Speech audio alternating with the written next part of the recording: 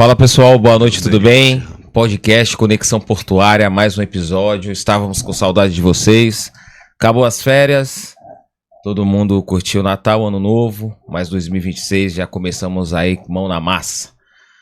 E não tão diferente, mais um episódio aqui, mais um profissional aqui de destaque conosco, uma fera no setor portuário com muito conhecimento e vai trazer muito valor para nós hoje. Mas não esquecendo dos nossos parceiros, né? Estão conosco aí nos apoiando, Brulé Estamparia, né, responsável aqui pelas nossas canecas. Aqui é a caneca do nosso convidado hoje também, já está ali preparada. Também temos aí Ocean Grid, o pessoal que faz segurança de bordo, faz todo o acompanhamento da carga, né, um pessoal aí que é fera no assunto, também precisando aí Ocean Grid aí para acompanhar as operações.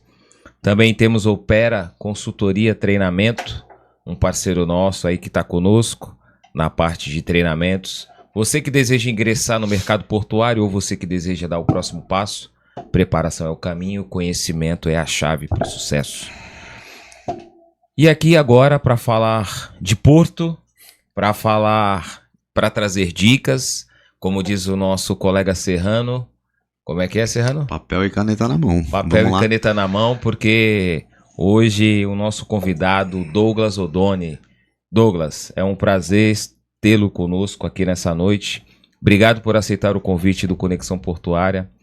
Você que é um profissional que tem uma vasta experiência, um conhecimento, um know-how, poder ter aceitado aqui estar conosco é um motivo de muita honra e privilégio para nós do Conexão Portuária. Seja bem-vindo.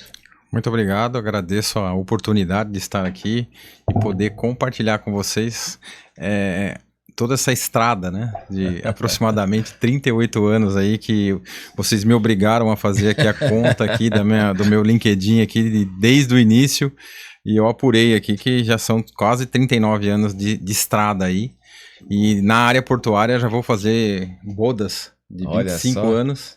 Acho que o ano que vem agora, o finalzinho desse ano eu já completo 25 anos dentro da atividade portuária, que começou lá em 2001. Nossa. Uma odisseia no espaço. E estou aqui até hoje aí, passando por diferentes locais aí, diferentes desafios. E eu sempre comento com as pessoas que o importante é a mochila. Sim. A gente tem uma mochila aqui atrás que traz bastante experiência. Sim.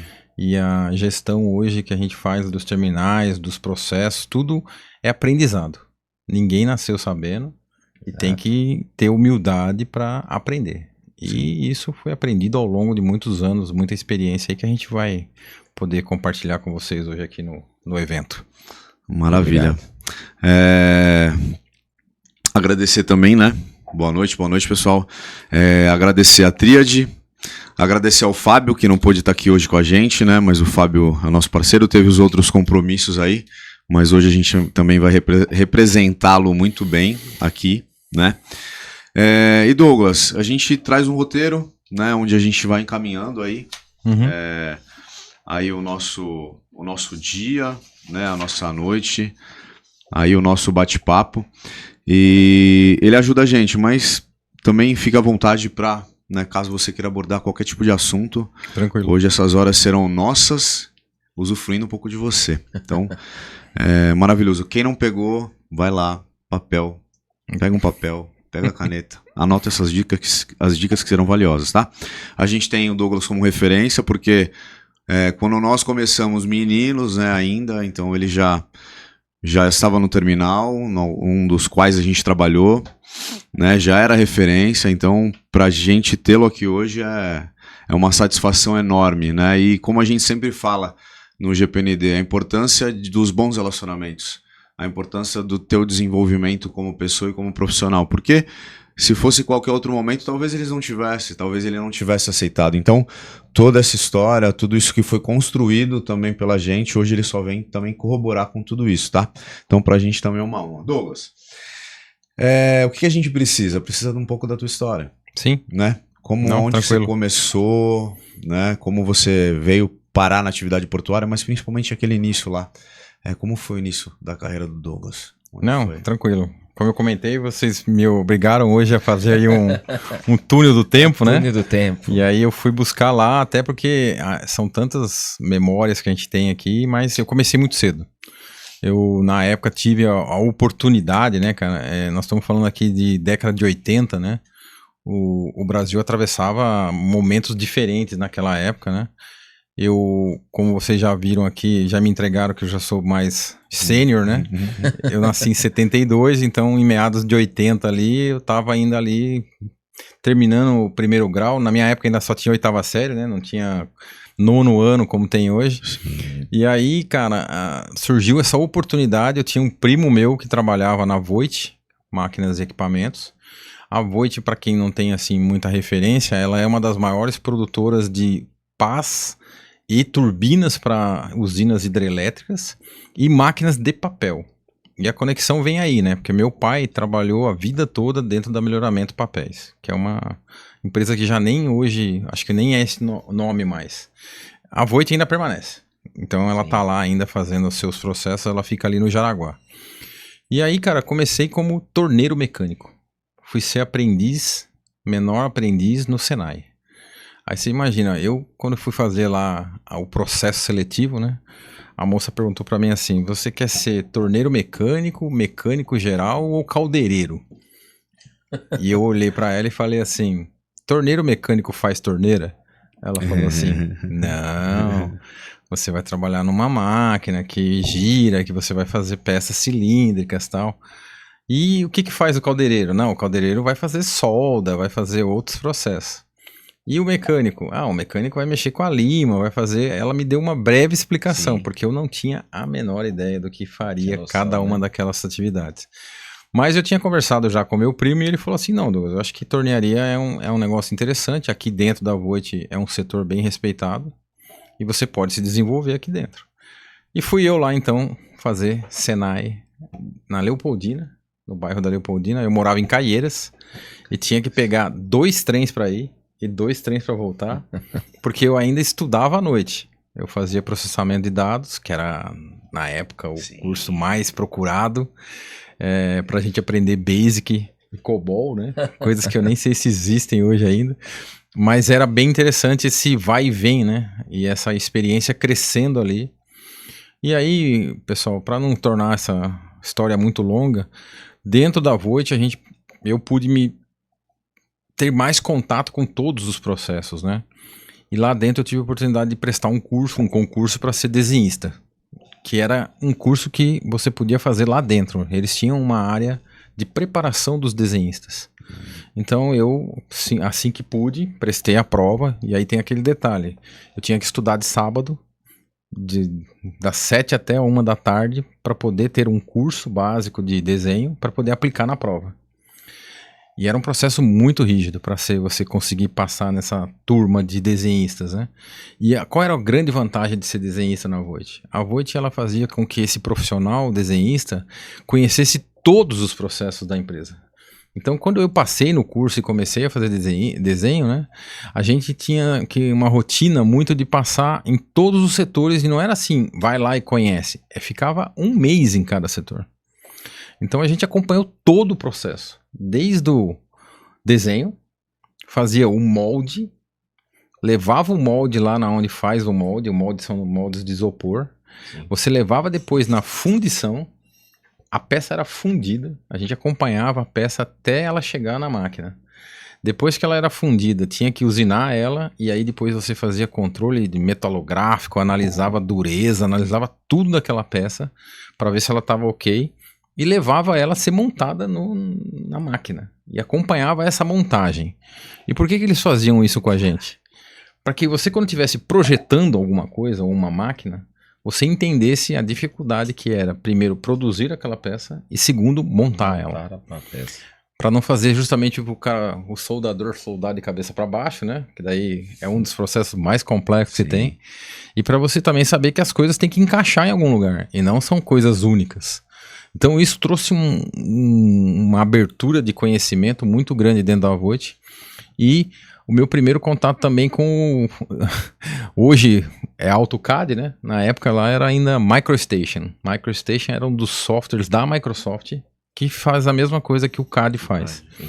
Só que só para vocês terem uma ideia, a central lá, onde ficavam as CPUs, era uma sala que tinha uns 10 por 10 metros quadrados, cara. Era um prédio onde ficavam os servidores. Porque a capacidade de processamento era pequena na época, né? Vocês lembram que hoje os melhores computadores de antigamente é menos do que um celular, né? Sim. Hoje um celular tem a capacidade de vários computadores da nossa época, quando a gente começou. E lá, cara, eu tive também essa oportunidade de ser o primeiro a mexer nessa ferramenta e eu fui transferido para o setor de treinamento para transferir conhecimento para outros desenhistas. Porque lá, quando eu comecei, ainda era na prancheta. Prancheta, régua de cálculo, caneta tinteiro, caneta tudo, e a gente fazia as coisas acontecerem. Raspar papel vegetal, tirar cópia vermelha, era essa a vida do desenhista e projetista naquela época, em meados dos anos 90. E aí, cara, isso trouxe uma base e abriu a porta para fazer engenharia, porque era o caminho natural, né, fazer engenharia. E eu fui fazer engenharia mecânica na Unip, que era uma turma até relativamente nova, porque as engenharias no Brasil, elas eram todas cursos diurnos, né? Se você pegasse USP, Unicamp, aqui na região do ABC tinha FEI, tinha Mauá, eram cursos que, para mim, no caso, como eu já trabalhava, não tinha, eram inviáveis. Só tinha uma turma noturna que era em Mogi das Cruzes. Mas imagina, eu morava em Caieiras. Para chegar em Mogi das Cruzes era quase uma excursão, né? E aí eu, por sorte, abri o curso noturno na Unip e eu tive a oportunidade de cursar, então, a engenharia noturna. E foi muito importante essa base que eu tive na Voit, porque o curso de engenharia mecânica, para mim, não foi um curso tão difícil. Porque a gente já estava inserido dentro do mundo da engenharia, né? E aí, na sequência, depois que eu saí da Voit, foi naqueles processos também, como tudo aconteceu, de reengenharia, não sei se vocês têm na memória isso.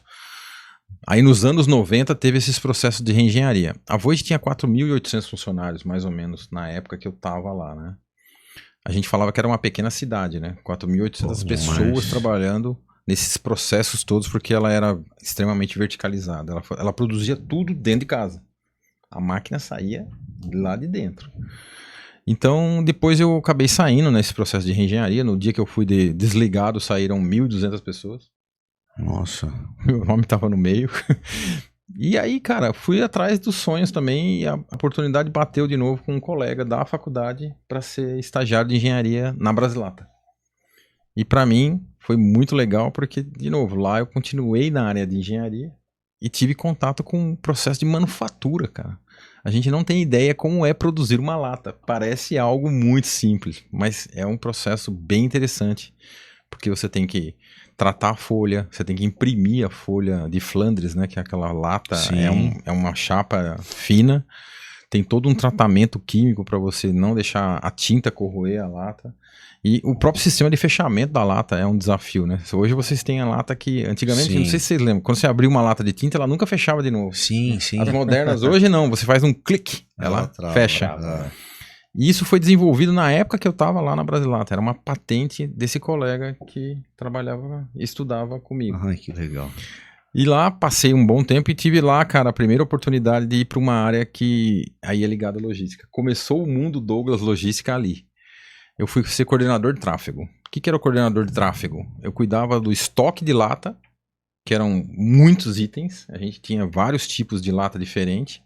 E tinha lá meia dúzia, 8 caminhões que ficavam prestando serviço pra gente para entregar as latas.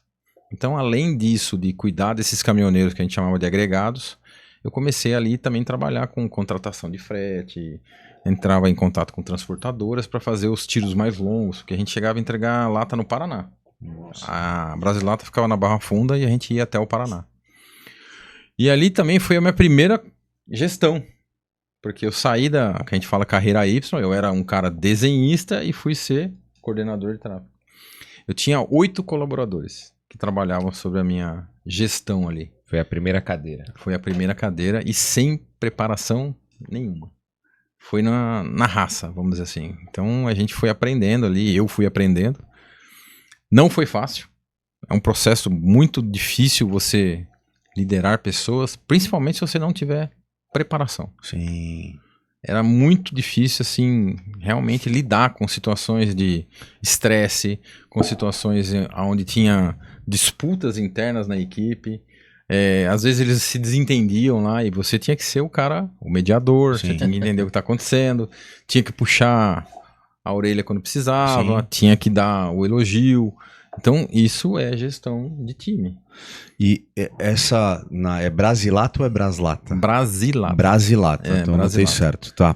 E quando tu começou, principalmente essa parte de gestão, né, de pessoas aí, sai mais da parte técnica, né, que Sim. tu desenvolvia o teu trabalho e entregava, quando tu assume essa parte de coordenação, né, de tráfego lá, né, trazendo muito para a parte de logística e tendo pessoas, quantos anos que tu tinha? Mais ou menos. Vamos lá. Consultar. Brasilata 95, eu sou de 72, então eu tinha 23 anos. 23 anos.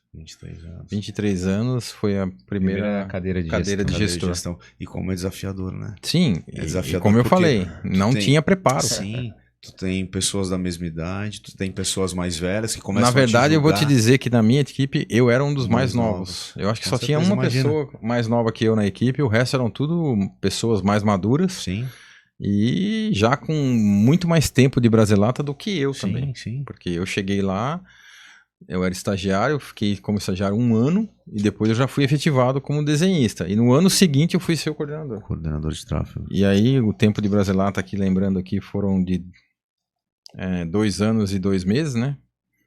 Foi isso mesmo. Sim. Entrei como estagiário e rapidamente eu já fui trabalhar nessa coordenação de tráfego aí. Tá, Eu até brinco que eu ganhei uma pedra no rim e uma gastrite.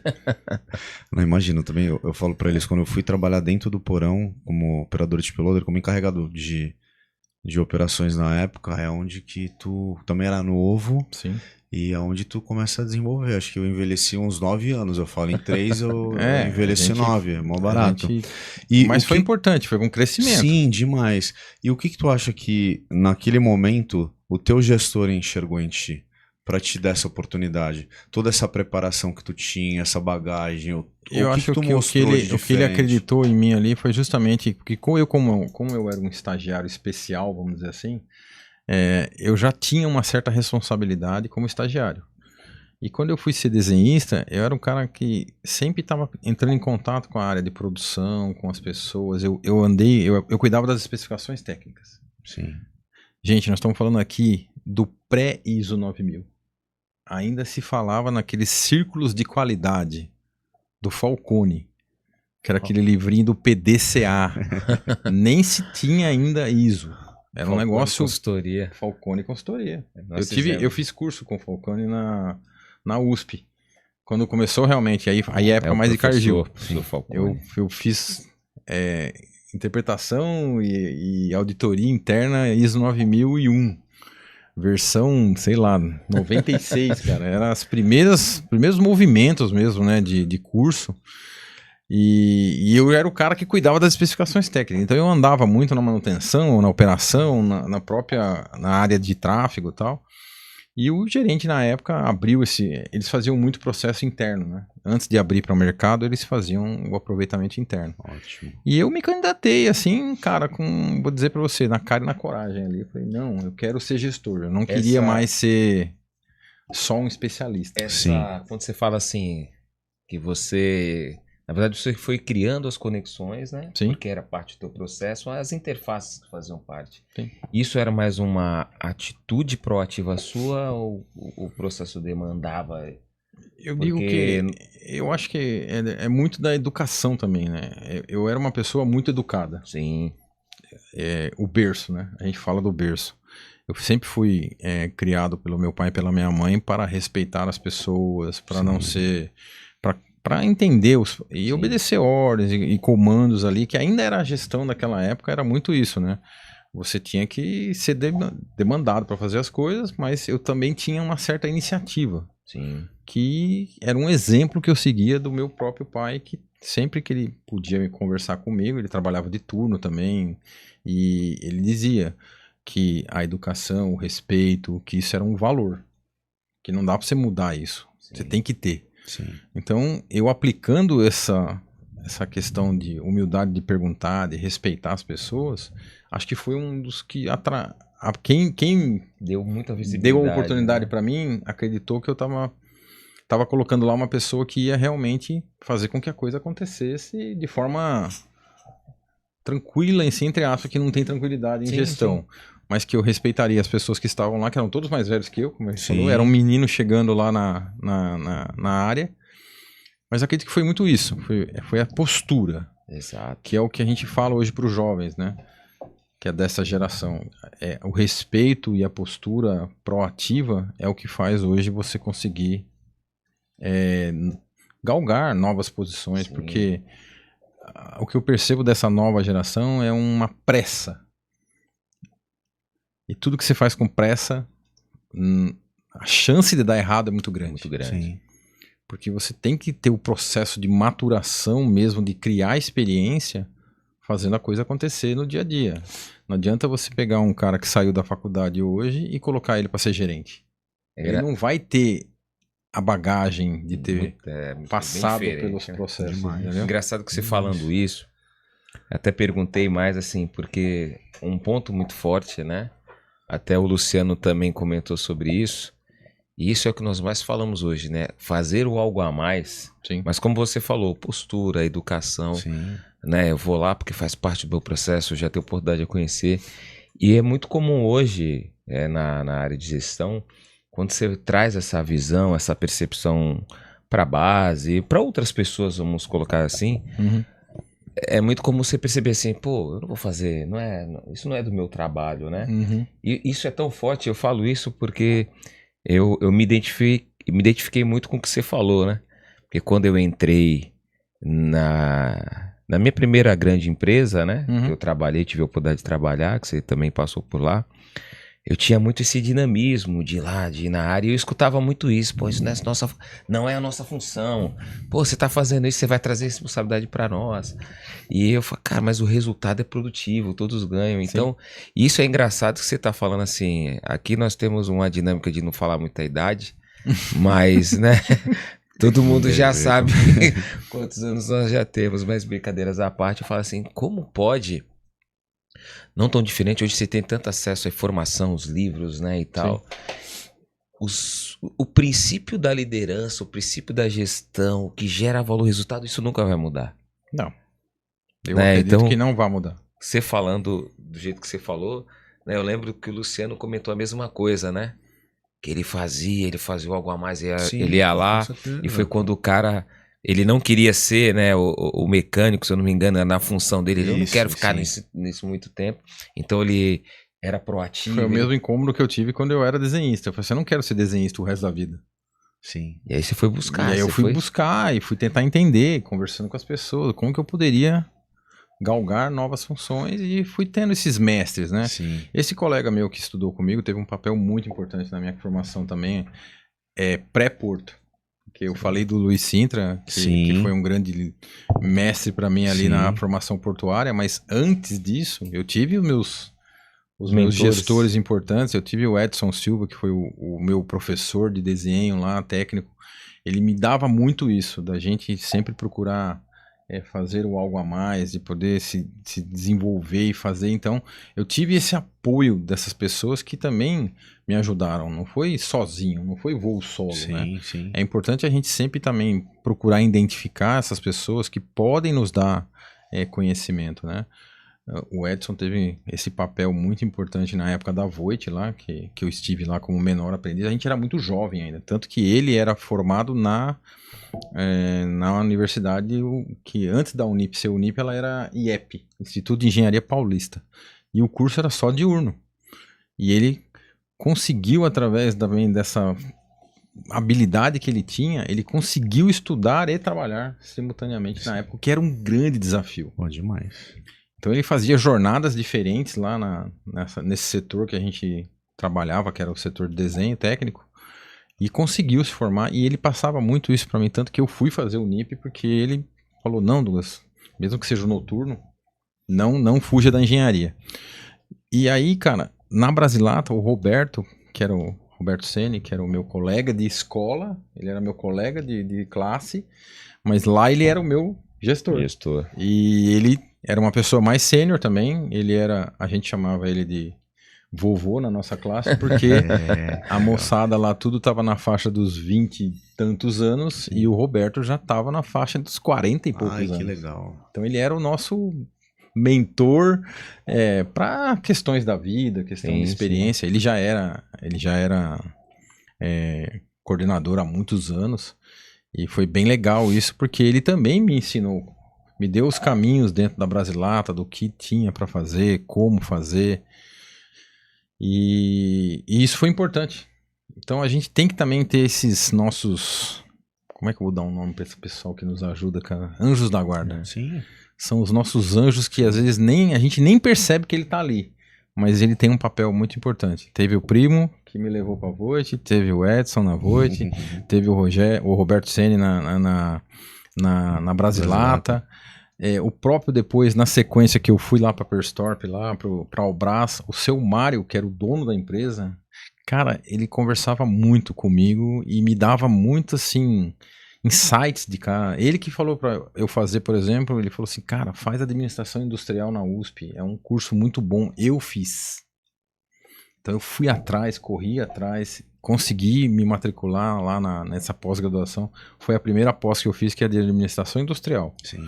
Para justamente porque o engenheiro, cara, o curso de formação de engenharia, na época que eu me formei, a gente tinha um semestre de administração. A gente não tinha noção do que era administrar uma fábrica. A gente conhecia muito de processos ligados à fabricação de peça, tudo, motor, máquina. Muito mais técnico, gerenciar, né? um processo era um mistério pra gente, pros engenheiros. Então, quando eu fui fazer a pós-graduação de administração industrial, foi justamente porque isso me incomodava. Eu falei assim, eu não quero não entender, por exemplo, o que é um fluxo de caixa, o que é um retorno de investimento. Tinha que ter esse conhecimento que eu fui buscar. O que era marketing, cara? Ninguém sabia o que era marketing, endomarketing.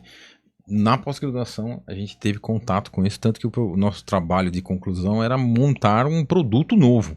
Você tinha que desenvolver um novo produto. E nós desenvolvemos, na época, um micro-ondas com a função CRISP. Isso não tinha na época. E depois, hoje, você vai no mercado, todos os micro-ondas têm a função CRISP. Mas tinha um cara que trabalhava na Brastemp no meu grupo. E ele falava assim, olha, o que a gente comenta lá é de ter uma função nova no micro-ondas. Aí nós fizemos plano de marketing, plano de produção, plano de comunicação, tudo em cima daquele novo produto. Nosso trabalho tirou 10. E aí, cara, foi questão de tempo ali, eu já estava nessa transição de novo de Perstorp, né? A Perstorp, infelizmente, ela foi fechada. Ela fechou as portas. E aí eu acabei indo para Cargill. A grande empresa que a gente menciona aqui. Sim. Foi em 2001, né? Sim. Que eu cheguei aqui no Porto. Saí lá da Perstorp em 1998, 2001. E aí passamos a chegar aqui na Cargill, onde eu entrei pela manutenção, voltando naquela conversa que nós tivemos antes de começar aqui. Sim. Porque ali tinha-se essa grande, esse valor também de que para você ir para a operação, você tinha que conhecer o equipamento. Sim. Então aí tive ali os meus mentores também, como a gente já mencionou aqui, o Sintra, o Ricardo Cerqueira, que já estava ali. E o Ricardo Cerqueira tem uma questão muito interessante, cara. Ele trabalhou na Voit também. Que legal. Só que ele era engenheiro e eu era menor aprendiz. Então a gente tinha uma diferença de idade, ele é um pouco mais velho que eu.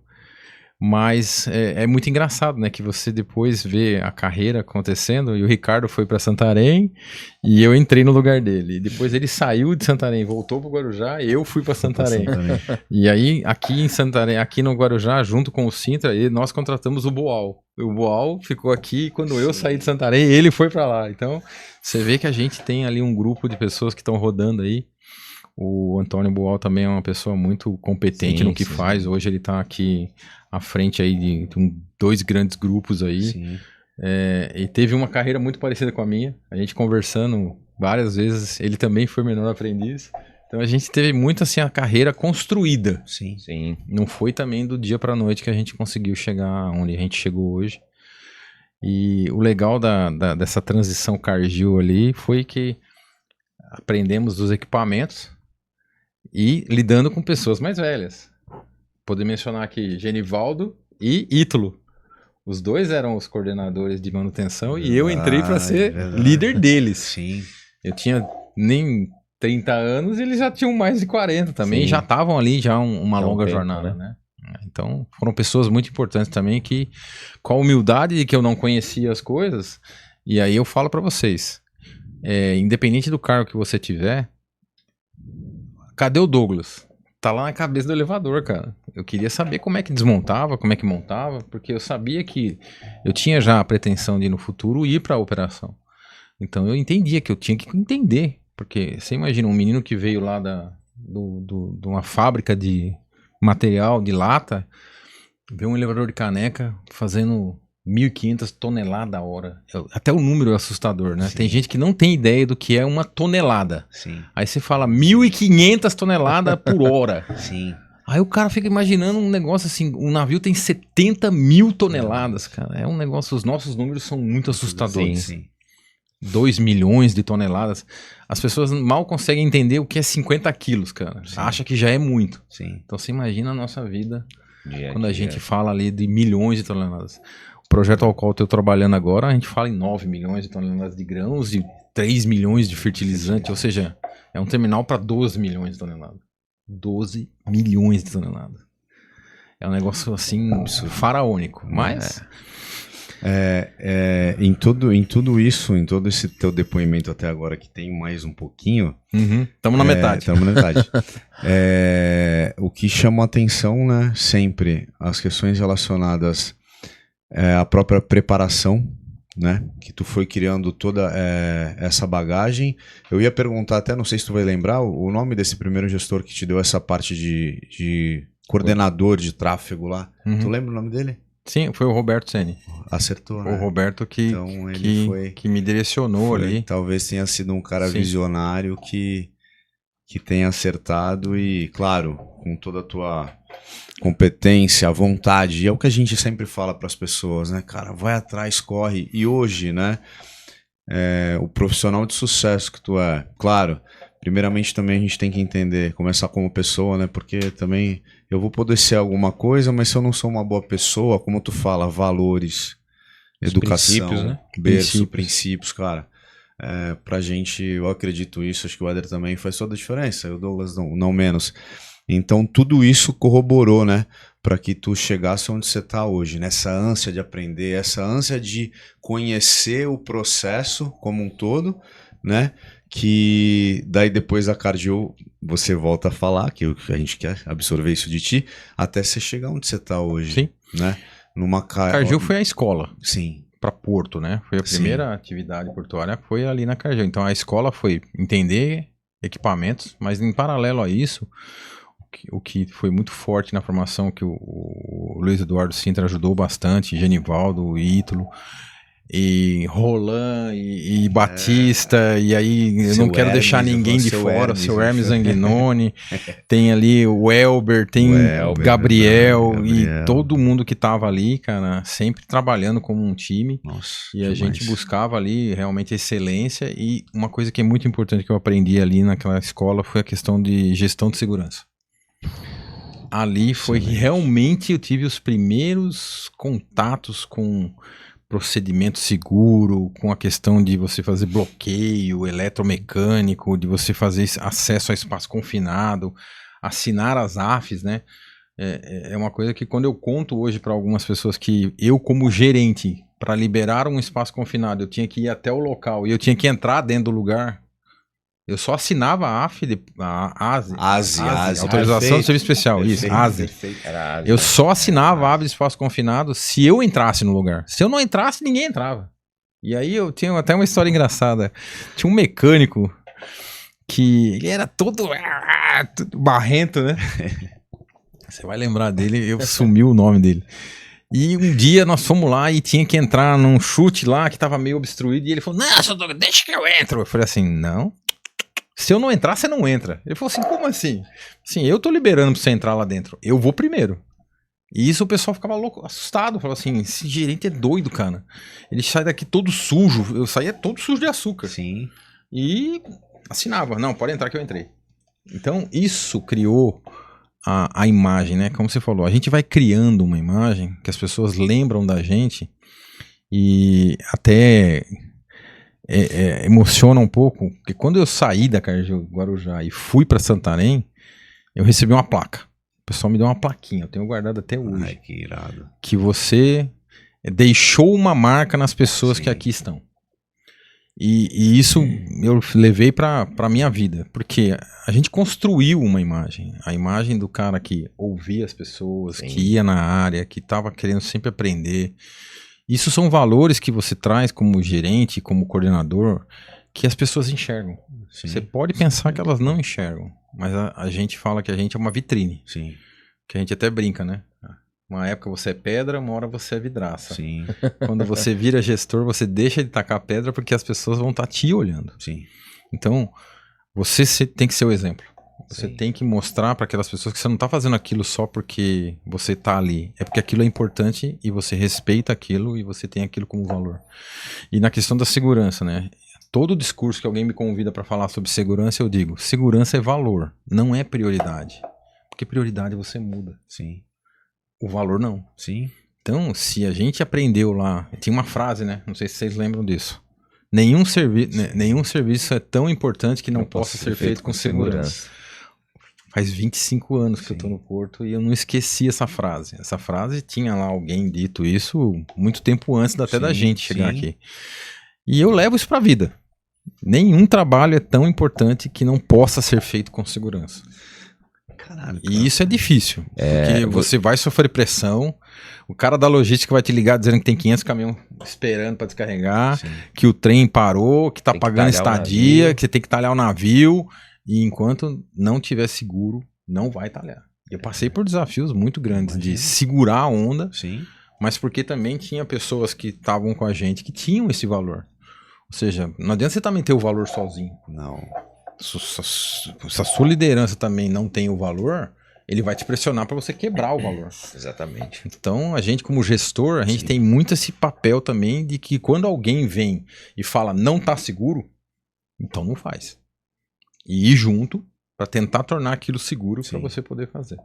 Acredito que você é o que representa o liderar pelo exemplo, né? Sim.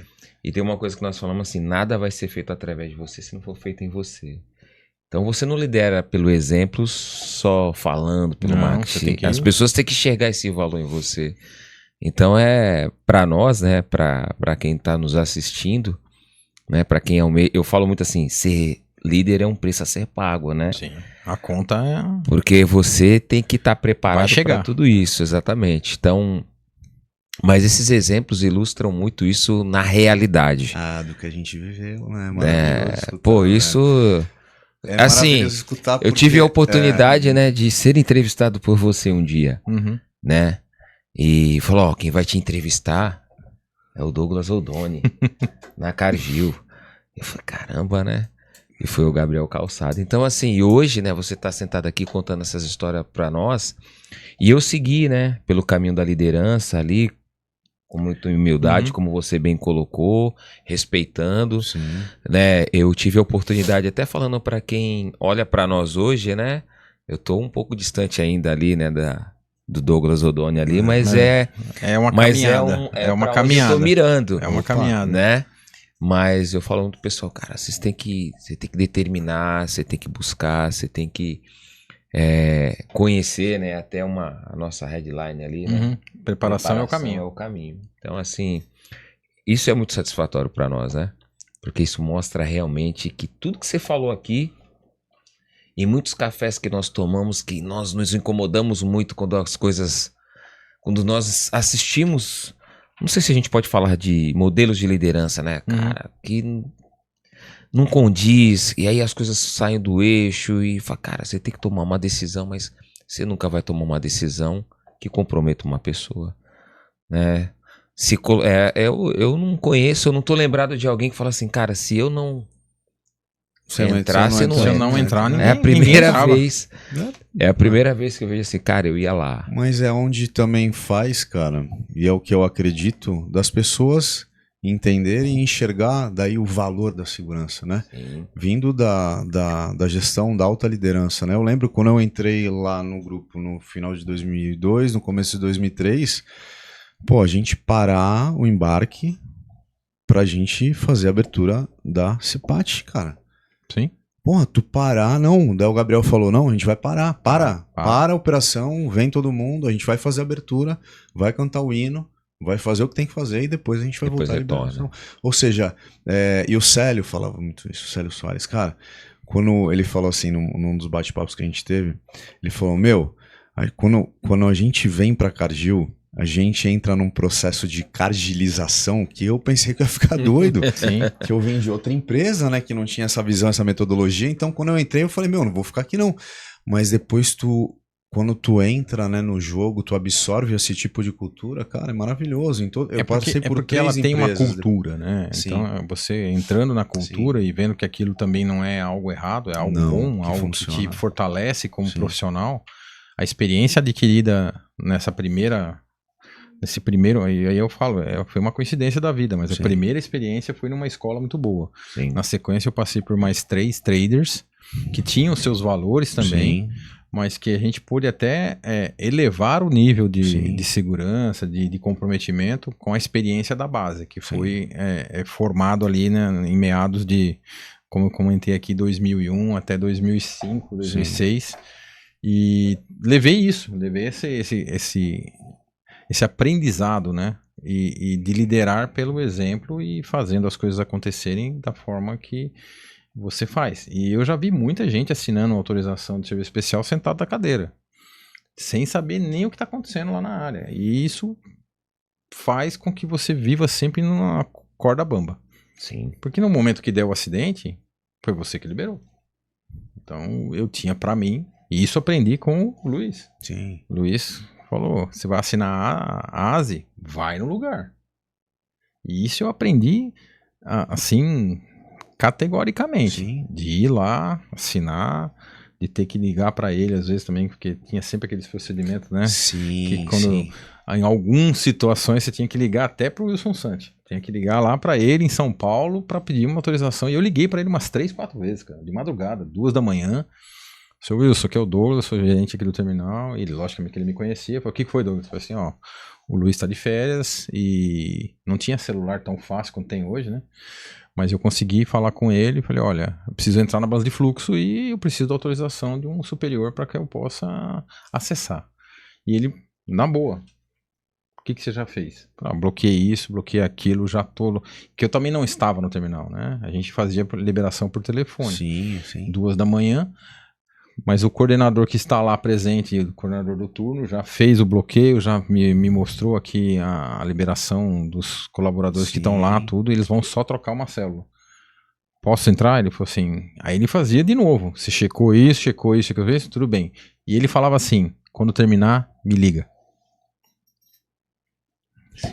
Das 2 às 4 da manhã, trabalhando, 4h15, o cara liga, seu Wilson, voltando, já tá tudo funcionando, voltou a funcionar. Ele era o cara que era responsável pelos portos e pelas fábricas. E atendia o telefone de madrugada. Valor.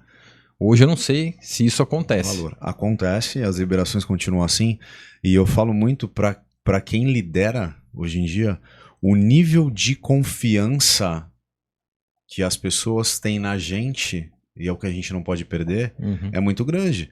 Porque a partir do momento que tu tá, né, ligando para solicitar uma autorização, cara, tu tem que ter ido, tu tem que ter checado, rechecado, verificado. Tanto tudo, que eu lembro que trabalhos que a gente ligava pro seu Gabriel no sábado, no domingo, às vezes a gente pensava que já tinha feito de tudo, tava tudo padrão. Cara, ele fazia 3 perguntas que quebrava a nossa perna no meio.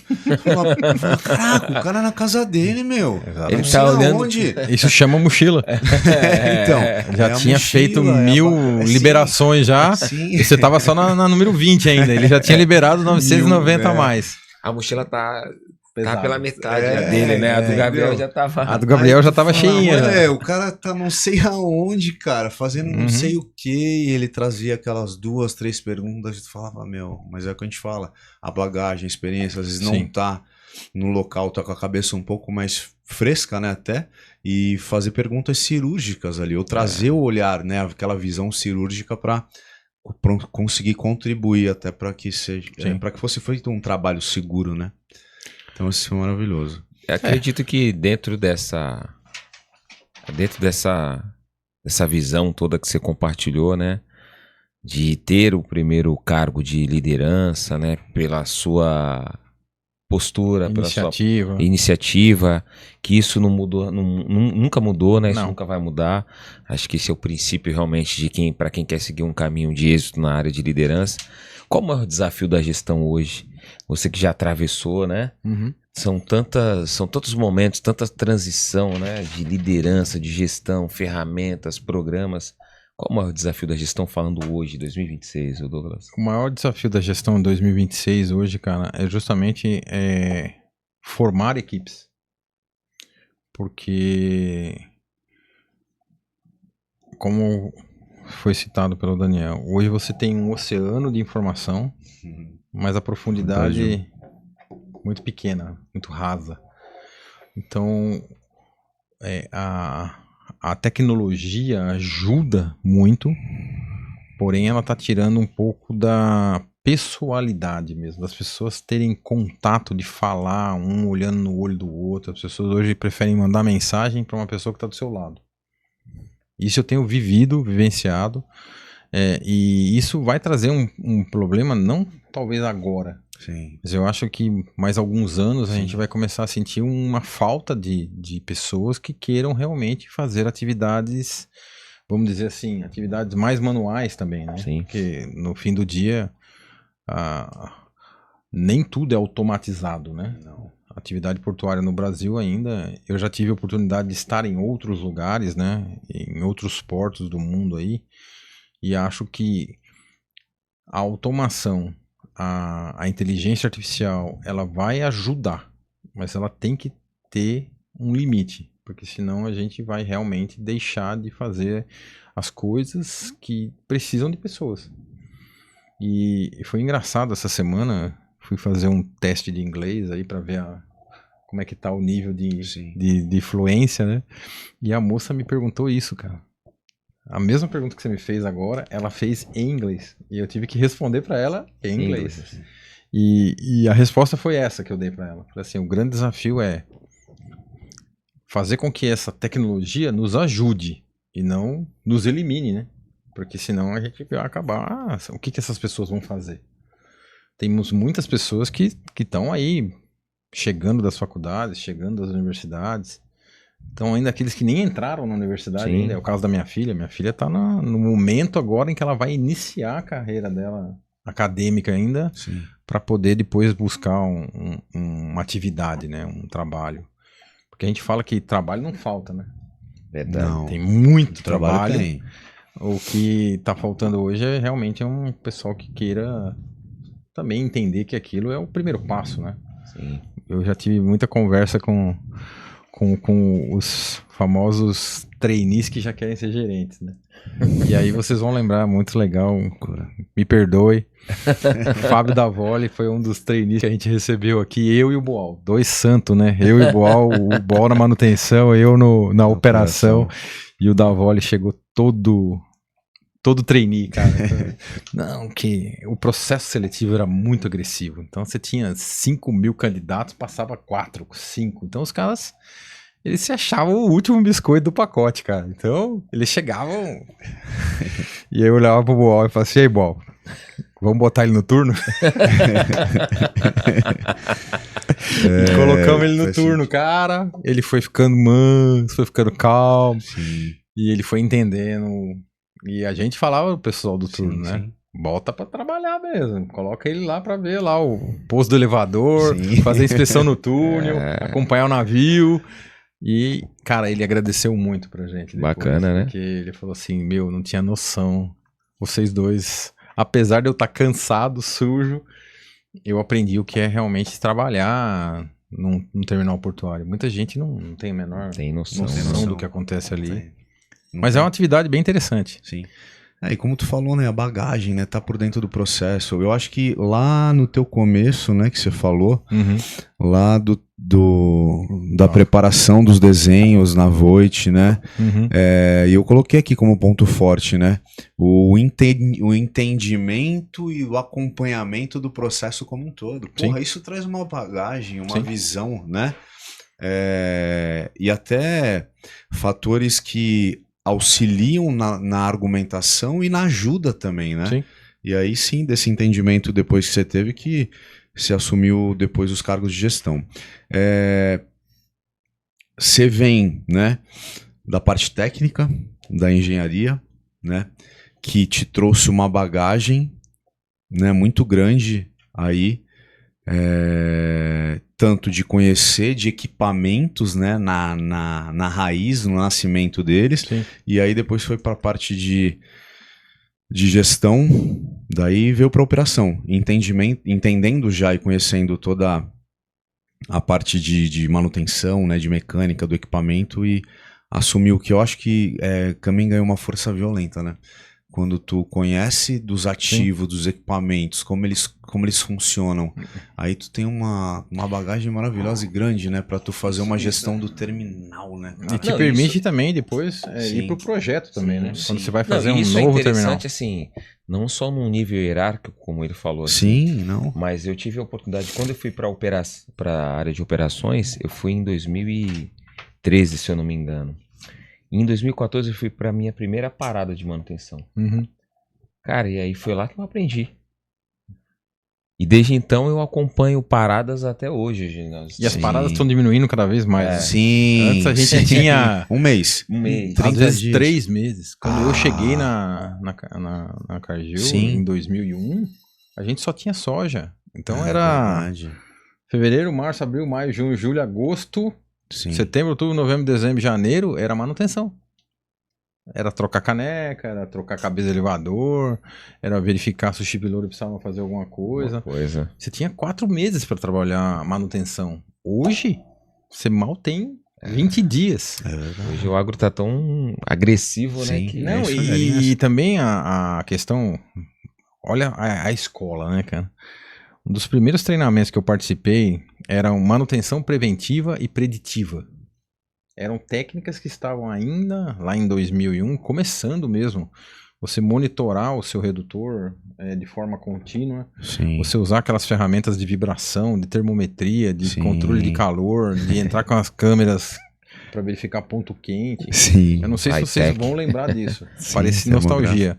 Mas eu lembro que quando eu pedi para comprar a primeira câmera, nós pagamos o preço de um carro. Era o preço de um assaveiro. Era o preço da câmera que a gente comprou para o time de manutenção para eles poderem ver ponto quente dentro da sua estação. Né? A câmera era uma câmera térmica.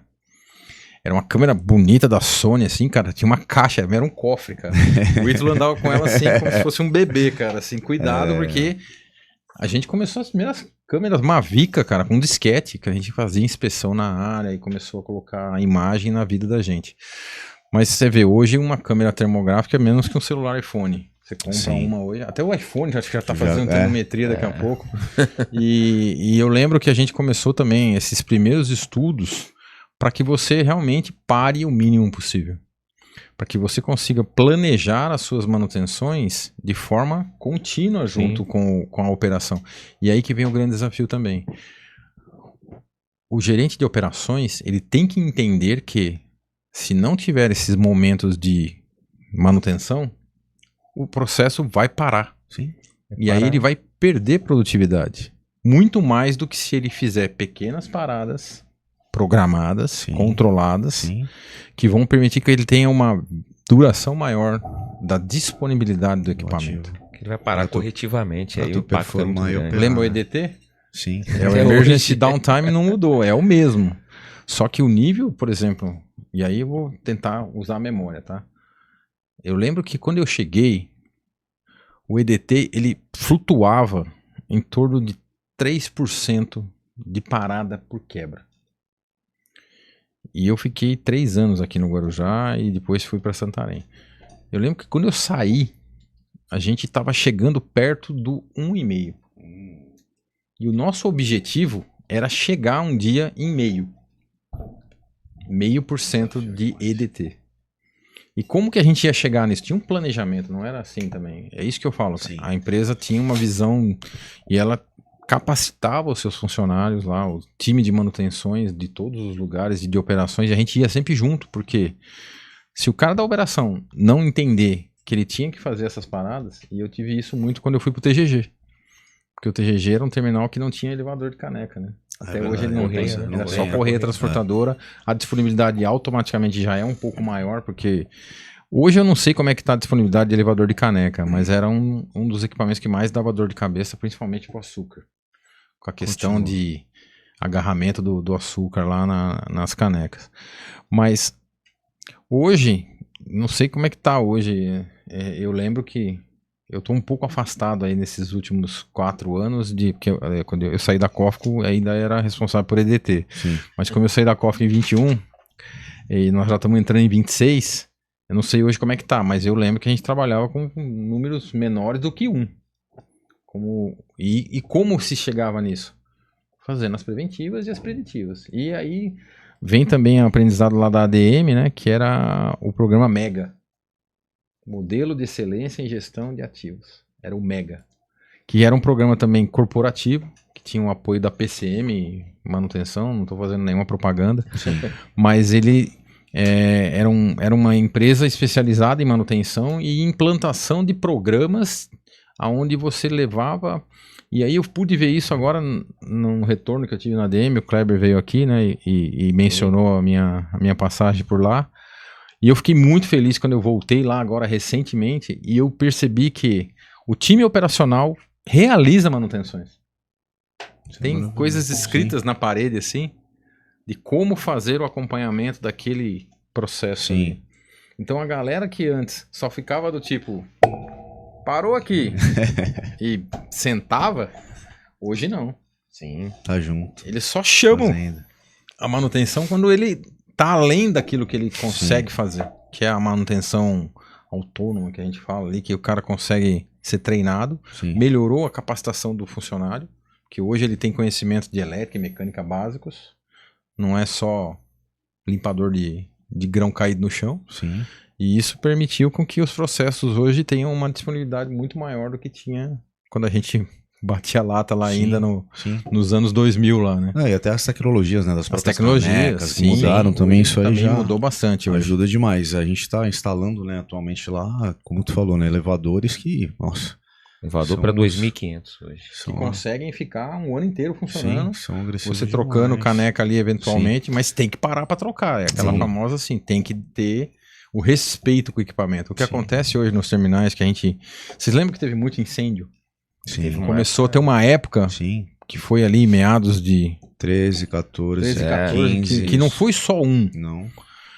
Primeiro incêndio, eu acho que foi na... Eu não sei Foi se na foi na Rua, rua ou na foi na Copersucar. Açúcar. É, mas foram Foi. muito próximos um do outro. O nosso, Quando eu né? já não estava mais na Cargill, que eu soube que teve um 2014, incêndio em 14. Eu já tava longe ali, no caso, eu saí da Cargill em 2008. Mas vocês chegaram a perceber o que aconteceu? Por que começou a pegar fogo? Eu fui descobrir isso depois, tá? Não foi muito fácil descobrir isso. Mas houve uma alteração no açúcar. O açúcar ficou mais fino. E os equipamentos não refinado. estavam preparados para para. trabalhar com um produto mais fino. Sim. Você, no dimensionamento da engenharia, você coloca lá o rolamento para aguentar tantos 1000 giros, Sim, sim. mas ele não pode ser comprometido. E o açúcar mais fino, ele entrava dentro do rolamento e eu cheguei a pegar o rolamento na mão que não tinha bolinha mais, a bolinha já tinha ido. Sim. Já tinha sido corroída já Sim. pela combinação açúcar-umidade, né? O Porto nem é Temperatura. umidade, nem não tem quase umidade aqui, né? Então aquilo começou a fazer o quê? Aumentar as incidências de rolete quebrando, caindo e dando ponto quente, e aí começou a ter os Sim, problemas sim, sim. de incêndio. Houve um trabalho científico ali e aí ajustaram essa questão do açúcar de novo e parou de pegar fogo, e a gente também, logicamente, elevou o nível de Isso, construtibilidade do...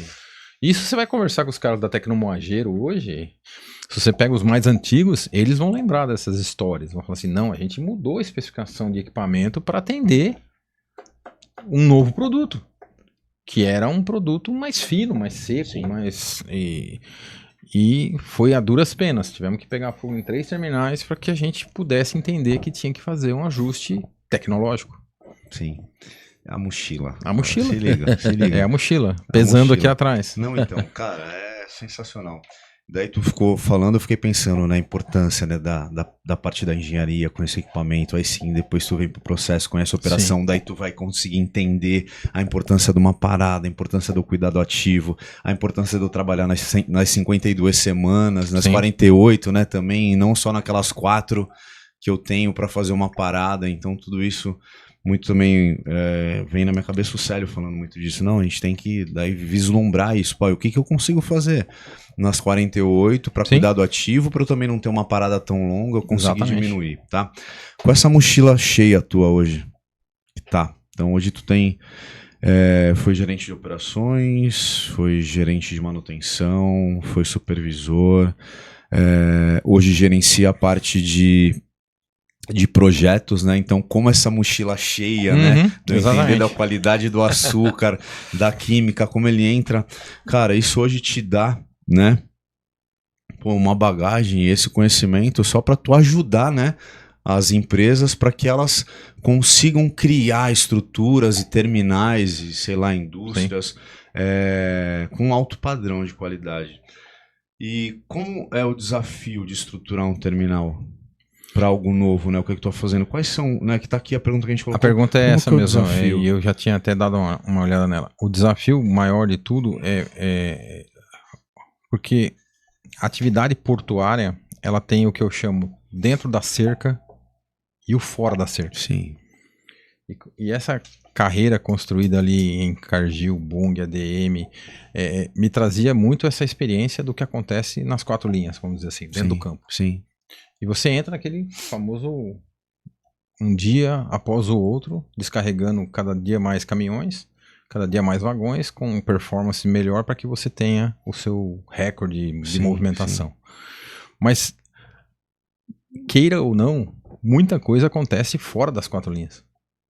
E era essa questão que me atraía na época que eu fui atrás da gestão de MBA de gestão em projetos, porque eu queria estar preparado também para o momento em que eu tivesse que sair das 4 linhas. Porque o projeto não começa só dentro. O projeto de um novo terminal, ele tem muito mais interações iniciais fora do que dentro. Sim. Porque ele não existe. Sim.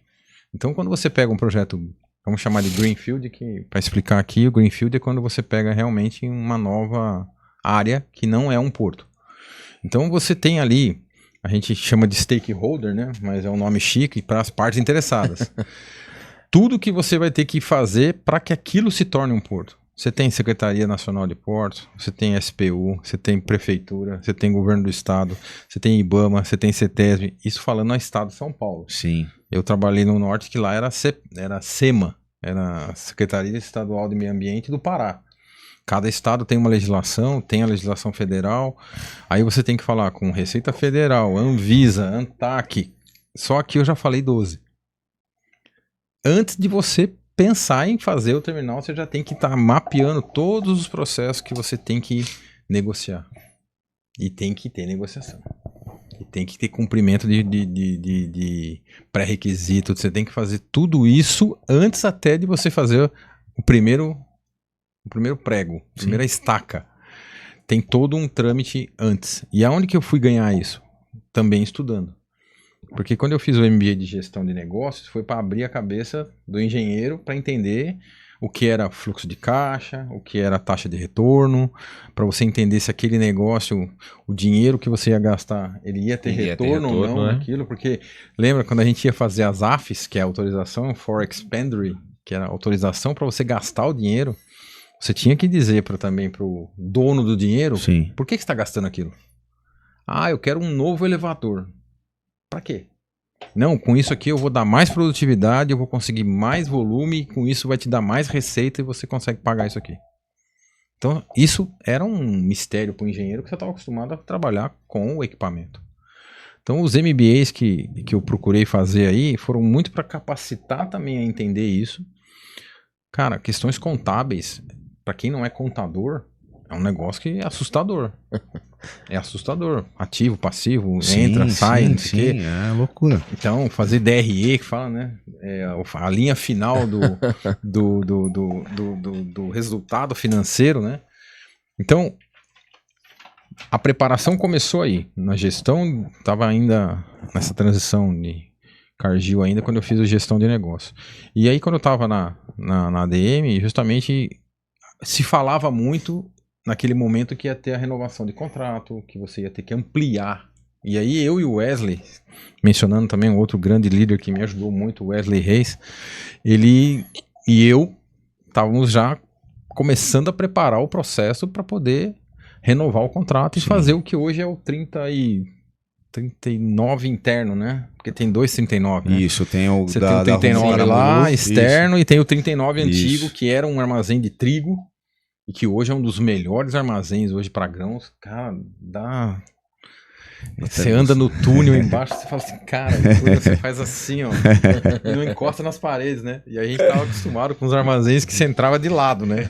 Aqui não, aqui você fez eles fizeram um projeto muito bom ali e pós-incêndios, que isso é outro ponto importante. Onde se imaginou que você teria sprinkler em cima de uma correia? Ninguém imaginava isso. E hoje você normal. Você vai fazer um projeto, o cara da tecnologia já coloca o sistema de sprinkler. E o bombeiro não libera.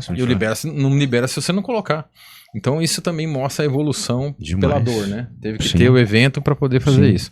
Mas a preparação dos MBAs foi justamente para entender também que quando veio o momento em que eu tive que sair um pouco do porto, que foi a passagem pela Odebrecht Transport, foi muito assim, algo me motivava a querer entender o que acontecia fora das quatro linhas. E eu tinha essa vontade de querer fazer algo novo. E de novo, era uma vontade que eu tinha, era minha. Sim. Tem muitas pessoas que me perguntavam, pô, você largou a ADM para ir para um negócio que você nem sabia se ia dar certo? Eu falei assim, mas lá eu ia poder fazer o projeto com a experiência que eu já tinha tido operando terminais prontos para levar isso para um terminal novo. Então, isso é o que me motivava. O brilho no olho era, quando ficar pronto, alguém vai lembrar e falar assim, pô, ficou a cara do Douglas. E a cara do Douglas, na verdade, era a cara da mochila de toda a experiência que tinha trazido ali de todos esses grandes líderes que foram me contribuindo. Eu falo que o terminal, quando fosse feito, teria nome de rua com Suzuki, Luiz Sintra, o Elber, porque são as pessoas que foram realmente contribuindo na carreira, né? Sim. E aí, cara, foi esse momento importante onde eu digo que teve um salto de aprendizado. Que a gente tem que ter esses saltos de aprendizado.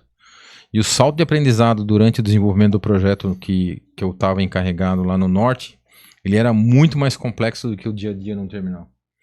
Porque lá tinha desenvolvimento de empurrador e comboio de barcaça. Uma estação de transbordo de carga. No Pará. Num lugar chamado Miritituba.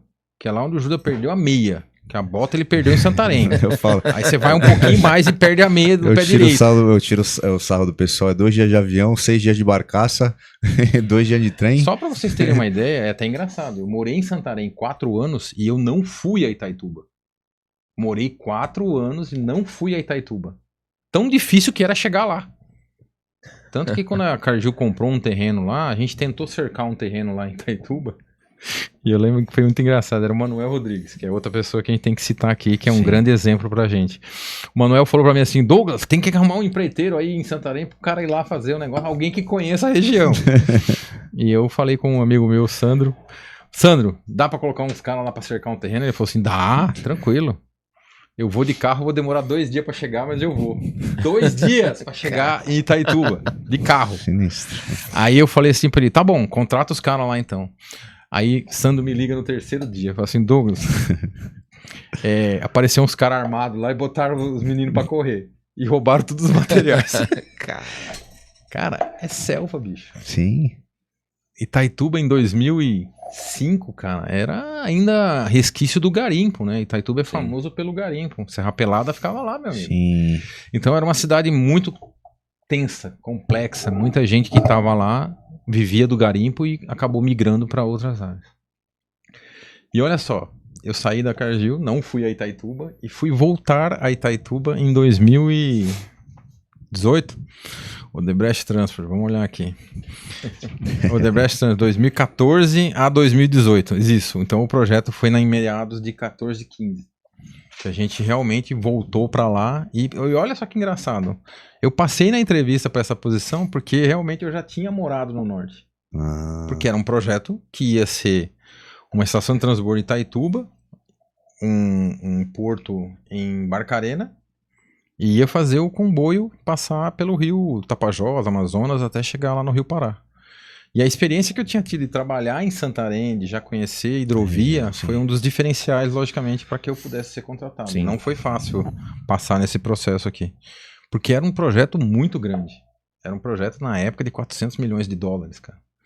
E você ia fazer tudo do nada, não tinha nada. Então, interação com Marinha, interação com Secretaria Nacional de Portos, com a autoridade ambiental, com o governador, prefeito. A gente conversava com todo mundo.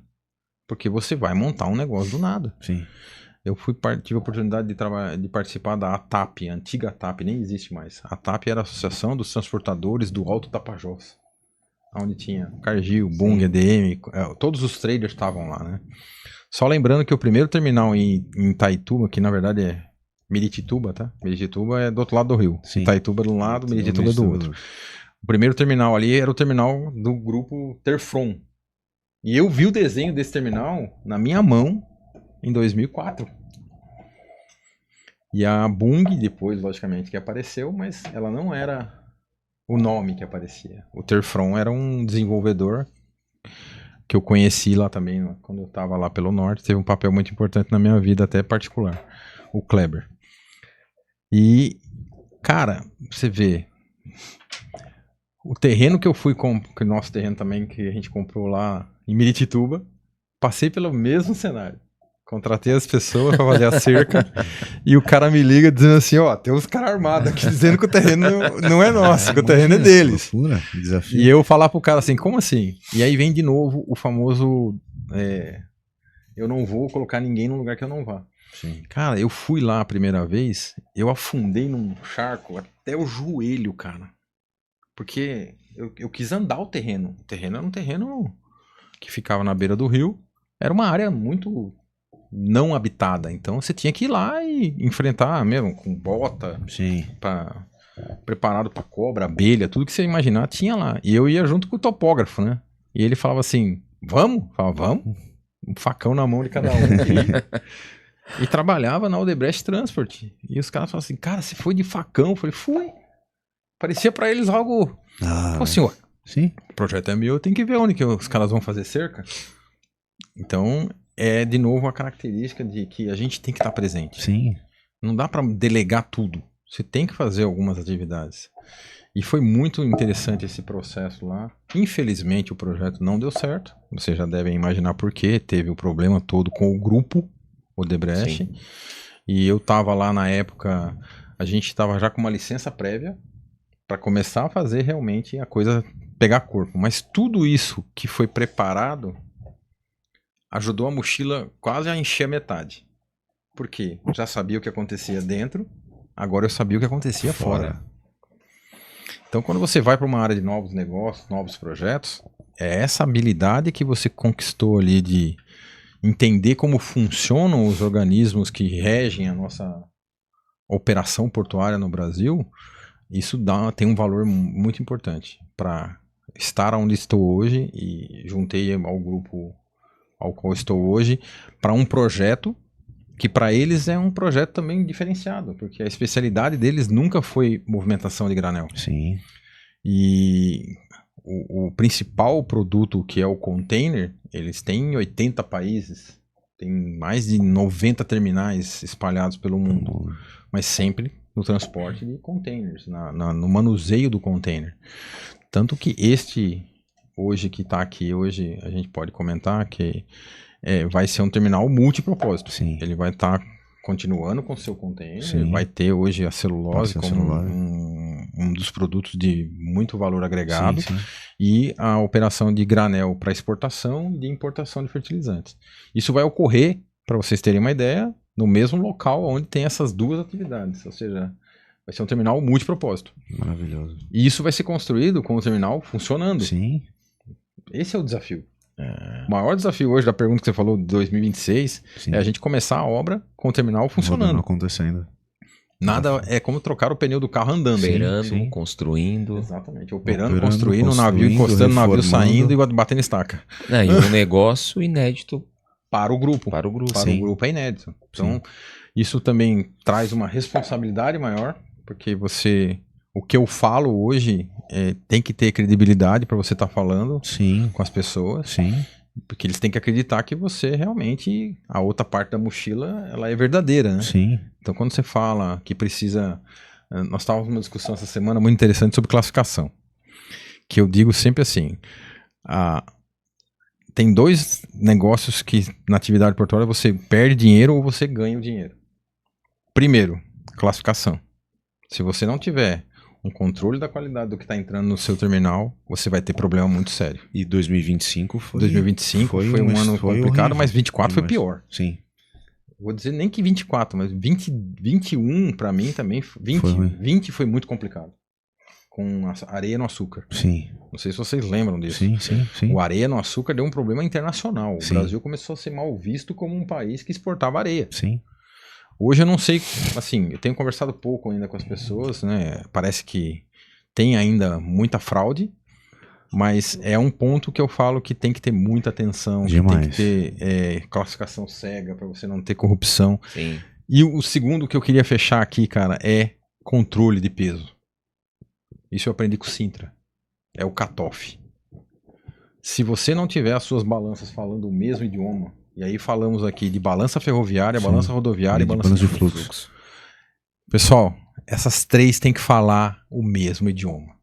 Elas têm que estar pesando na mesma nível de precisão. Porque se você tiver um incremento, Sim. e aí traduzindo, incremento é o quanto vira o reloginho ali da balança, né? Ali, né?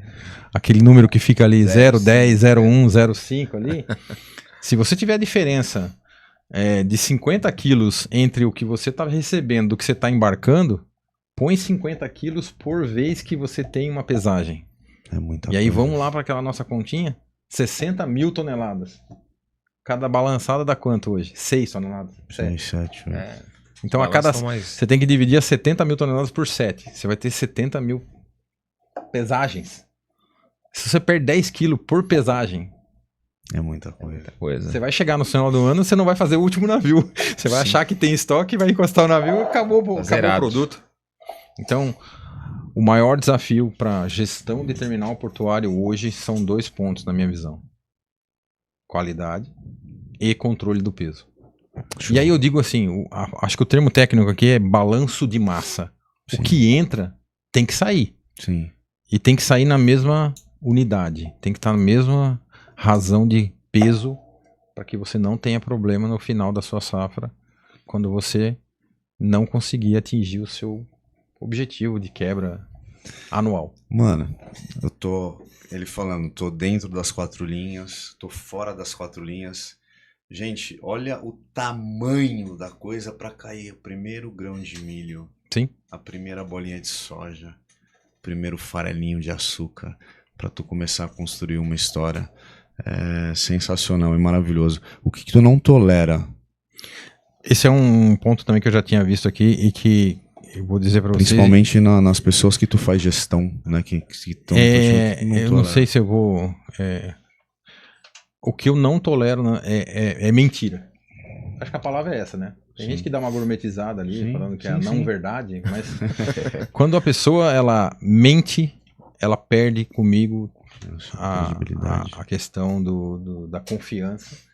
E eu já tive que passar, eu já passei por isso.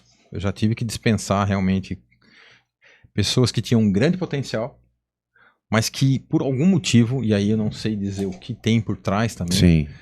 ele achou que ele podia mentir. Sim. E eu quando fiz o desligamento dele e eu falei pra ele, falei, cara, eu tô te fazendo agora um favor.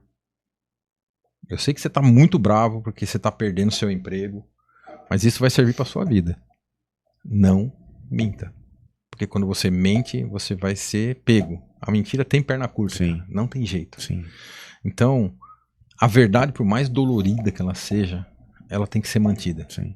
Principalmente né, na atividade que você exercer, qualquer que seja. E foi uma mentira até que eu vou dizer pra você que na época era uma mentira que tinha, se fosse falado a verdade, a gente ia tratar, a gente ia correr atrás, a gente ia resolver como junto. Sim.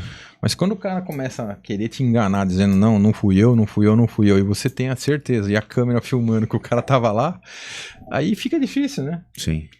Você perde. Mas olha que interessante. A pessoa saiu e eu encontrei com ele 2 anos depois. Numa outra rodada aí. Sim. Quando ele me viu, ele ficou meio pálido na hora, dizendo assim, meu Deus do céu. E agora? E agora?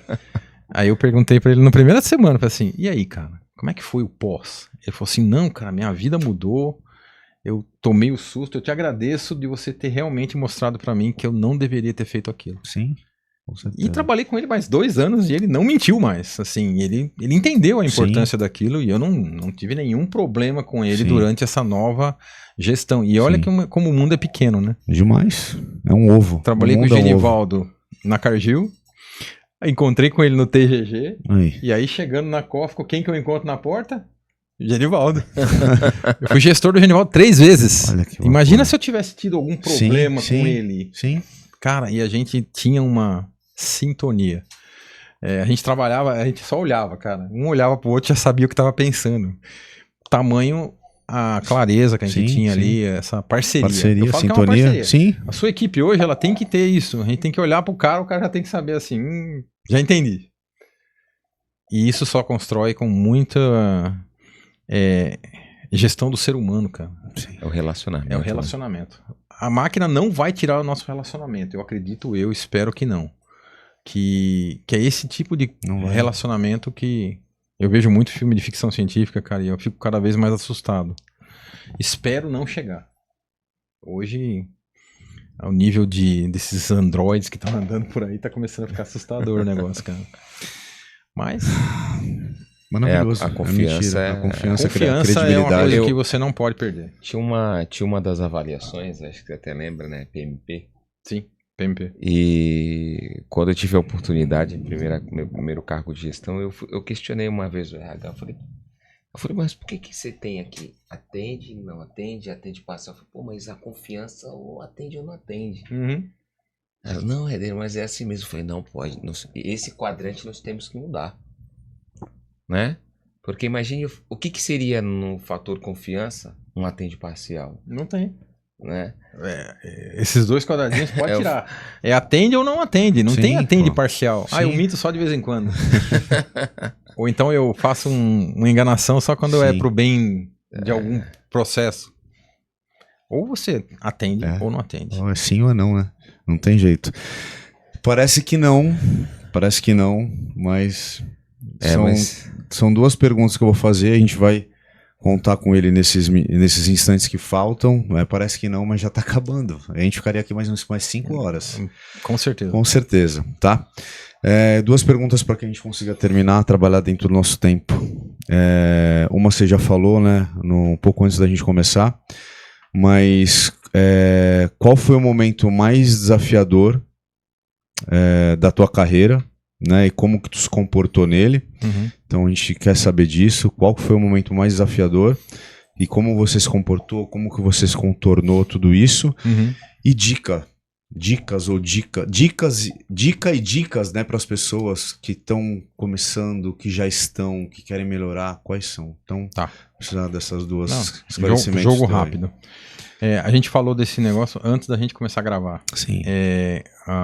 Quando eu estava à frente da gestão técnica do terminal, e nós tivemos um acidente. Sim.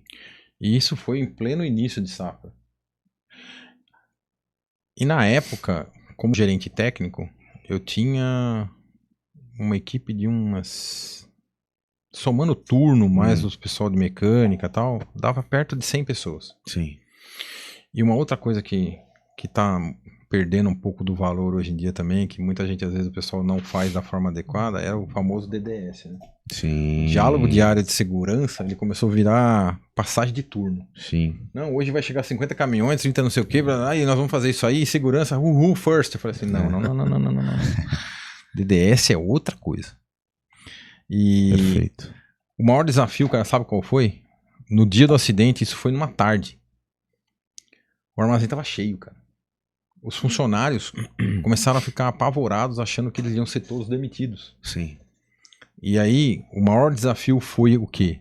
Eu reuni todos eles. E eu fazia isso com frequência. É outra coisa que a gente percebe que alguns gestores, eles se afastam das equipes. Eles deixam tudo por e-mail, tudo na parede. E uma coisa que eu procuro sempre fazer, desde que passei pelas escolas, é fale com a sua equipe. Mostre a sua cara. Esteja presente. Esteja presente. E eu falo isso para todo mundo. Para os jovens que estão chegando agora, eu falo, fale com a sua equipe. Por mais difícil que seja, porque tem pessoas que têm dificuldade de falar em público. Eu falo para eles, falem. E aí, voltando, reuni todo mundo, todos os mecânicos. Eu percebia no semblante deles que eles estavam apavorados com o medo do que seria aquilo. Porque quando você olhava para aquilo, a impressão que dava é que a gente ia ficar o ano inteiro para arrumar aquilo. Parado. E eu falei para eles assim, pessoal, é o seguinte, nós não vamos desligar ninguém. Nosso objetivo aqui é colocar isso de volta em operação. E vocês aqui são a parte mais preparada para isso. Os mecânicos do turno vão vir pro dia. Ou então vão ficar nos turnos fazendo coisas para que a gente, quando conseguir consertar o dano feito, que a gente volte com toda a energia. E isso foi um momento muito difícil, cara. Foi um momento que tinha gente chorando, cara. Imagina. E eu, como gestor, assumi uma postura de que nós vamos trabalhar junto e não escondi. Assim, foi complicado, o dano é grande, a gente vai ter muito trabalho para fazer isso. Mas nós vamos fazer isso juntos. Esse é um dos exemplos, tá, cara? Eu acho que teve muitos outros eventos, mas um que me marcou muito foi esse acidente ali na TGG. Com a... Se nós não tivéssemos uma equipe coesa ali, fazendo os trabalhos ali, e o apoio, logicamente, da nossa diretoria, dos caras, o estrago teria sido muito maior. Mas como a gente era um time unido, a gente estava ali focado, com o mesmo objetivo, a gente conseguiu retornar em tempo, até considerado um tempo recorde, em termos de retorno das operações.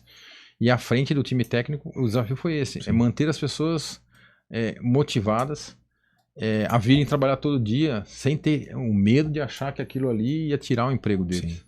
Que é o que mais apavorava todo mundo no momento. E feedbacks depois, né? Que a coisa voltou, de alguns mecânicos chegaram para mim e falaram assim, não, Douglas, aquele momento que o senhor falou ali com a gente tirou o medo que eu tinha. Ah, com certeza. E aí isso é uma coisa que eu lembro com muita intensidade. Quando vocês me perguntaram, eu falei, bom, eu vou mencionar isso como sendo um momento em que estar presente e fazer com que a equipe acreditasse no que você fala e foi feito com verdade, não foi para enganar ninguém, foi genuíno. Sim. A outra pergunta os conselhos agora. Conselhos. Né? Qual, né, para essa molecada, a gente pensando muito nos nossos, né? E assim ramificando. Quando é genuíno, eu falo pro meu filho, mas eu falo pro meu companheiro de trabalho também. Né? Então, quais seriam esses conselhos? Né? O que você vislumbra com toda essa experiência, com toda essa bagagem, fora das 4 linhas, dentro das 4 linhas, com tudo isso? O que você pode trazer para as pessoas? Quem está começando? Quem já está jogando? Pode parecer velho. Tá aqui. Leiam. A gente tem que ler. Sim, porque se a gente não criar o hábito de ler, você vai falar como a gente falou, a gente vai ficar só na superfície, a gente não vai aprofundar. E aí, uma outra passagem, cara, que eu gostaria de deixar bem marcado aqui para vocês, que isso tem também na minha memória. Você vai lembrar. Quando eu estava ainda gestor jovem, eu conversava com os líderes de turno, os encarregados. No qual o seu tio acho que era um dos encarregados. E ele vai lembrar disso. E eu conversando com eles, e eu percebia que, por trabalhar em turno, eles tinham uma certa dificuldade até para estudar mesmo. E aí eu falei para eles assim, cara, eu li um livro que me deram, numa palestra que o cara me deu o livro, que é Quem Mexeu no Meu Queijo. Era um livrinho azulzinho assim, cara, pequenininho. E aí eu cheguei lá pro Ivair e falei assim, Ivair, quanto custa esse livro? Era do Custa combo. R$10. Cara, compra uma caixa. Nós fomos na editora, compramos uma caixa. E aí eu dei um pra cada um deles e fazia a seguinte desafio pra eles. Leia e me entregue uma página com a sua letra do que você entendeu do livro. Cara, eu criei o clube do livro dentro do terminal. Todo mês a gente dava um livro novo. E isso trouxe pra eles a oportunidade de... Lógico, a gente começou com o queijo, porque o queijo falava muito da mudança, né, do queijo novo. Porque tinha muita gente que quando você falava que ia mudar um processo, o cara vai mudar. Resistência à mudança, reatividade. E o livrinho dos ratinhos lá era bem interessante, porque ele dava muito isso, né? De você buscar o queijo novo. E aí, cara, na sequência, O Monge, o Executivo, foi um livro também que eu praticamente nós distribuímos para todos os líderes, que é justamente a questão que você mencionou forte aqui, que é o líder servidor. Sim. Eu falava muito pro meu pessoal lá, a gente falava, brincava também, você lembra da placa do recorde, não? Lembra? Ela ficava ali na frente do administrativo ali, né? Na recepção. A placa do recorde, quando eu cheguei lá, a bichinha tava até enferrujada, coitada. Já fazia muitos anos que não tinha quebra de recorde. E um dia perguntei, né, pro pessoal, e eu conversava muito, por isso que eu falo, eu andava muito na área. A diferença. E aí eu perguntei pra um cara, ele falou assim, cara, por que os recordes não batem? Aí o cara falava assim, não, porque... Aí eu falo assim, o que vocês precisam pra bater o recorde? Era o líder servidor, falando no meu ouvido. Por que não bate o recorde? Ah, porque tá faltando pá, ou tá faltando uma ferramenta, ou tá faltando um negócio aqui. Eu falo assim, tá bom. Compra pá. Compra a ferramenta. E ficava só de olho ali, né? Passou uma semana, o primeiro recorde foi. Tiraram a poeira lá da placa, tiraram a primeira. Eu fiquei 2 anos em Guarujá. Nós quebramos todos os recordes. Que todos. Não fui eu. Não. Quem quebrou? Sim. O time. Sim. Porque eles perceberam ali um gosto também. Porque a gente começou a dar bolo também. Lembra do bolo? Bolo com sorvete. Bolo, sorvete. A gente fazia aquilo ter valor. Sim, e é a realidade, pô. Isso é gestão de pessoas. As pessoas... Hoje eu fiz um... Por coincidência, hoje nós tivemos uma palestra do nosso RH, porque nós estamos num momento de avaliação. Sim. E você sabe que um momento de avaliação ele pode ser altamente destrutivo na vida de um profissional. Porque se ele tiver um... Eu não gosto muito de usar essa palavra, mas o feedback equivocado, ele pode se desmotivar de um jeito que ele pode entrar num caminho errado. Sim. E hoje você percebe muitos líderes que não estão preparados para fazer feedback. Talvez porque não tem o relacional, a proximidade, né? O conhecimento. Não tiveram essa também a abertura de poder receber feedback apropriado para poder dar. Sim. Então a palestra hoje foi muito interessante isso, que ela mostra assim que no momento de avaliação agora, o que mantém a produtividade alta tal, não é só o dinheiro. Pode parecer incrível, mas de pesquisas que eles fizeram, o reconhecimento por ter feito algo importante tem 86% de aprovação na motivação das pessoas. O dinheiro, logicamente, é o mais importante para todos. Mas veja, 86% das pessoas se sentem motivadas se elas entenderem a importância do trabalho delas para o todo. Sim. E isso, muita gente hoje não consegue passar isso para as equipes.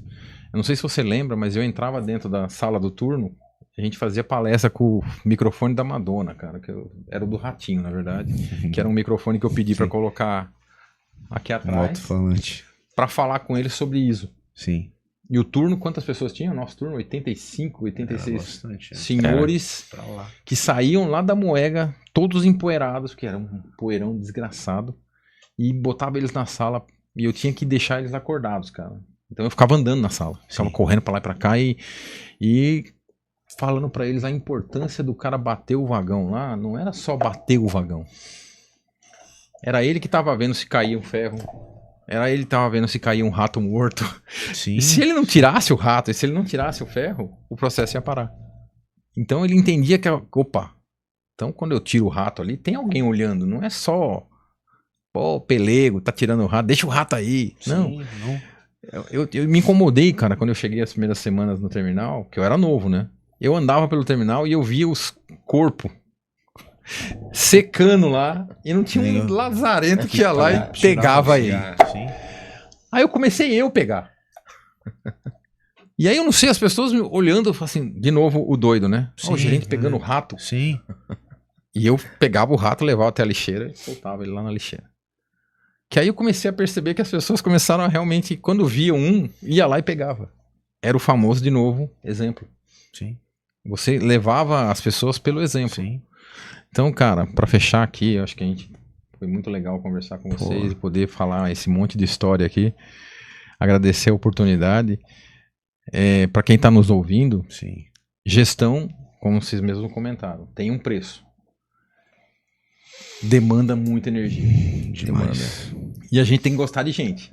Se você não gostar de gente, cara, Principal. Não vai. você tá no cargo errado.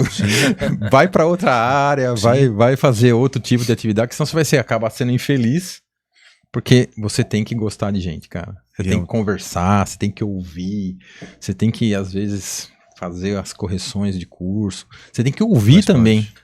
Uma outra coisa que pouca gente faz vai fazer a avaliação de performance. Sabe como que eu fechava a minha avaliação? Eu falava pra pessoa assim: você poderia me dar um feedback da minha gestão? Sim. O que eu posso melhorar? Sim. Quem faz isso? É muito difícil. Sim, demais, né? E hoje eu escutei isso na minha palestra. A moça falando que o líder, ele tem que fazer o feedback e ele tem que ouvir também. Sim. Não é uma mão única. O feedback é uma mão dupla. Cara, ouvindo você falar, eu entro assim num túnel do tempo, porque eu me identifico com todas as coisas que você falou aqui e tudo continua me norteando que eu tô no caminho certo. Siga por essa trilha que é um caminho que eu digo pra você eu posso te dizer que eu cheguei aqui graças a esses valores aí que a gente foi levando durante todo esse tempo. Eu digo que minha mochila ela tá enchendo aos pouquinhos, mas com certeza. eu digo pra você porque quando eu saí do trade e voltei como encarregado de controladoria e depois eu fui pra operação e no mesmo perfil, né, humilde ali, eu gosto de ouvir, eu falo, mas e eu escutei muito assim, na operação, nesse perfil, na operação, você tem eu não vou dizer assim, não posso dizer, o pessoal, eles rejeitam, mas tem muita complexidade que as pessoas normalmente, a operação é bater a marreta e não sei o quê. E aí eu comecei até com esse negócio de livro. Eu acho que eu saí dos terminais, deve ter uns 10 livros lá. Sim. Que ficaram com as pessoas, né? E que elas possam fazer bom proveito, como você bem mencionou. E eu falei assim, caramba, né? Tudo que você falou aqui, cara, esse cara pode falar. Eu faço exatamente. Então isso mostra, né? Isso... Você vem fazendo isso há anos, sim. Eu também há alguns anos, e como você falou, eu cheguei num nível de racional assim, a gestão ela é a racionalidade das coisas, é realmente o número, é o dado, é a responsabilidade, e a liderança é o relacionamento, sim. Né? É você estar com as pessoas. Eu escutei assim, engraçado que hoje, né, eu posso fazer esse comentário, mas em 2024 eu fiz um trabalho junto com o time de manutenção e teve um momento que eu recebi uma mensagem do Boal, ele falou assim, cara, você tá indo bem, você vai bater, ele fez essa colinha, você vai bater todos esses recordes aqui, ó, que ele é meio maluco de números, né? Sim. 6 horas, 24 horas, mês, não sei o quê. Isso foi em meados de julho. Quando foi em setembro, nós já tínhamos alcançado todos esses. Foi o maior ano da história do açúcar no TEAG. E foi com um time. E eu ia na manutenção, Sim.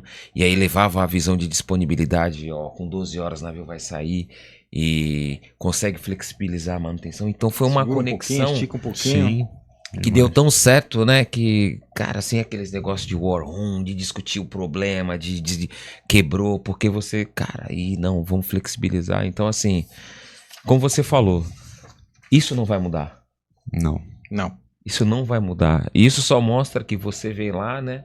90, né? 2000. Aí eu já entro ali mais em 2015, né? E sigo igualzinho tudo que você falou, cara. Meu papel hoje é isso aqui. O Douglas Odoni fica no centro. Eu faço a interface com todas as áreas. Sim. Porque o projeto, ele não existe. Sim. Então eu tenho que falar com security, com o pessoal da segurança, tem que estar alinhado com o pessoal do meio ambiente, tem que estar ligado com o pessoal de manutenção, controladoria, financeiro, a própria operação que hoje está operando. Eu acho então, que tem mais, imagina, tem mais uns tem mais- tentáculos aí. eu fiz um xerife aqui, mas na verdade tem muito mais braço Sim. aqui de setores em que eu tenho que ter o quê? Relacionamento. Sim. Então eu tenho que estar falando com eles semanalmente, mensalmente. E é uma mão dupla. Vai e volta. Não é só eles me passando ou eu passando para eles. É uma troca.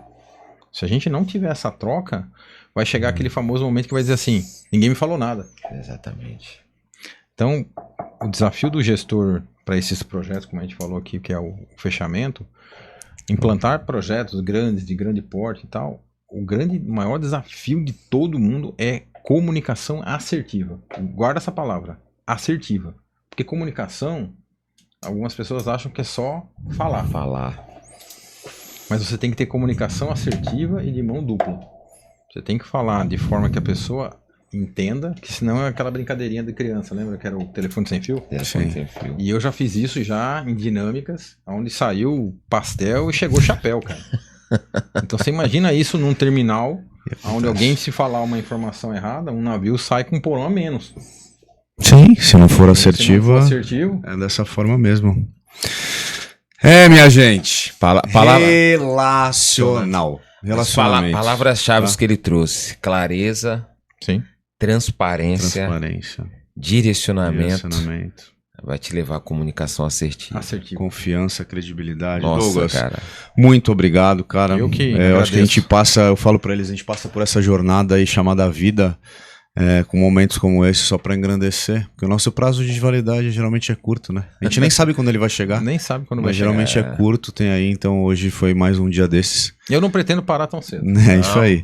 Muito obrigado. Nem pode. Eu sou seguidor do Batista, cara. É isso aí. É isso aí que Vou continua até o ainda. final.